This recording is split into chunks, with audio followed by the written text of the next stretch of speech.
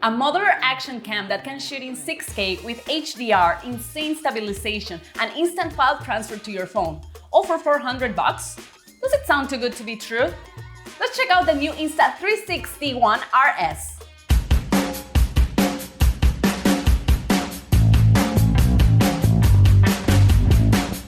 Hi, this is Alex from MASV, the fastest way to deliver all your large 4K or 6K files online. 4K, 6K, 8K! When you sign up with MASV today, we'll give you 100 GB free to send all of these large files anywhere you need. The link is in the description box below. Go check it out! Speaking of large 4K and 6K footage, we're gonna talk today about the new Insta360 ONE RS. This new action cam is the upgrade of the Insta360 ONE R. It comes with a 4K boost lens, which includes a half-inch sensor of 48 megapixels that helps to get really stunning images and videos. The 4K boost also includes the 6K widescreen recording, which I'll talk about in a bit. I have just the standalone 4K version of the camera, which retails for about $400. You can add a whole bunch of add-ons like memory cards, selfie sticks, and mounting brackets, which really jack up the price. But I really didn't need any of that. The cool thing about this camera is that each part comes separately to assemble. The battery, the mod, which is the lens with the sensor, and the core, that is the processor. So you can swap lenses like the 360 mod for 360 videos, which records at 5.7K, or the 1-inch mod that was made in collaboration with Leica and works really well under low light conditions, recording at 5.3K. It also comes with a case, which I'm not a big fan of, but you definitely have to use it if you want to mount it on a stick or take it underwater. The case also helps with heat dissipations during long periods of recording. The Insta360 ONE RS lets you take photos and videos in HDR, which helps a lot when the lighting is not the best, so details in the shadows and highlights are preserved. Note that the HDR just works until 4K 30 frames per second. I have to say, I really like the colors and details from the shot. It looks sharp, vibrant, and super well balanced in the lighting. We're pointing directly at the sun and everything is looking good. For video recording, there are 3 color modes: the standard, vivid, and log if you want to go deeper in color grading later in post. The standard already looks very great. The greens, purples, and yellows look very natural, but I'm seeing myself using more the vivid mode. I love those colors popping. The camera also has flow state stabilization and horizon leveling for smooth videos while on the move. I think this looks awesome. It looks super smooth.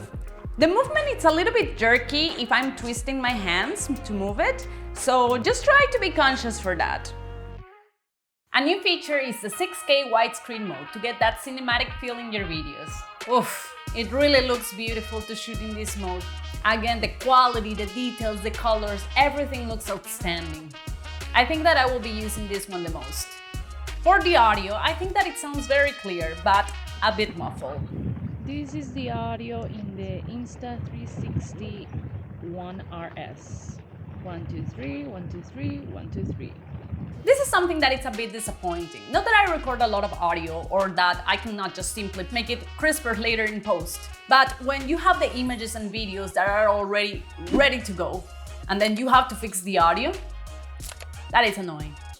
We can also record in super slow motion. It can go up to 200 frames per second in 1080p or 100 frames per second in 2.7K.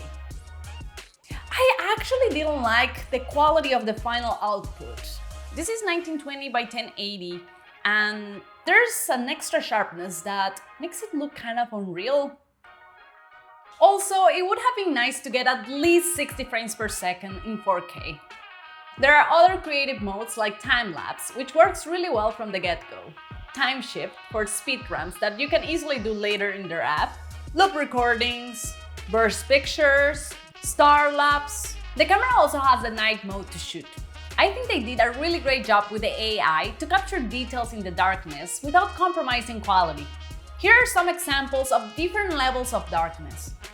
If you notice, the noise is minimal, and even though there is a lot of black, the image still looks good. The video in low light has definitely lost tone quality. It is not as sharp, and there is more noise there in the sky. From any mode, you can choose your angle of view from ultra-wide, wide, linear, and narrow. And actually, you can still change it after in post through their app. Insta360 has a smartphone and desktop app where you can edit and polish your videos and pictures. You can review your videos directly from your cell phone. The transfer speed is really fast, all done through Wi-Fi. Inside the app, you can find ShotLab, where you can choose templates for your videos to create really amazing effects instantly. ShotLab looks really fun, and I can see a lot of creators and influencers using it. Pro video editors, though, will probably transfer their files to their computer so they can edit in their software of preference, in my case, Premiere. Keep in mind that you definitely have to export certain videos and pictures through their app if you want to activate some of the Insta360 features, like the flow stabilization for smooth movements and Color Plus, their AI algorithm that enhances colors and lighting. All in all, I believe the One RS is a really good option for its versatility in different scenarios.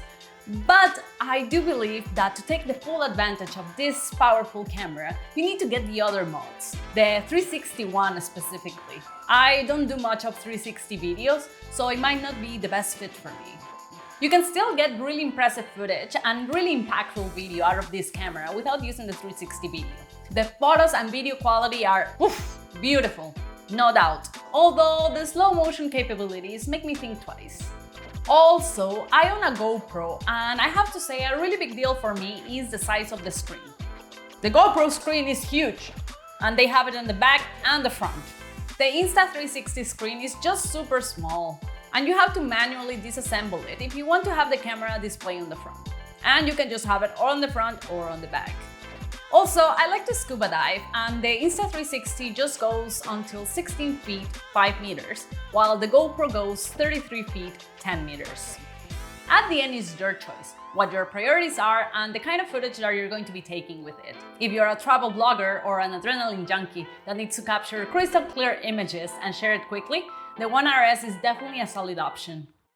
Remember to sign up for MASV to get those 100 gigabytes free, so when you finish shooting with your One RS, you can send all of those 4K and 6K videos securely to anyone, anywhere in the world.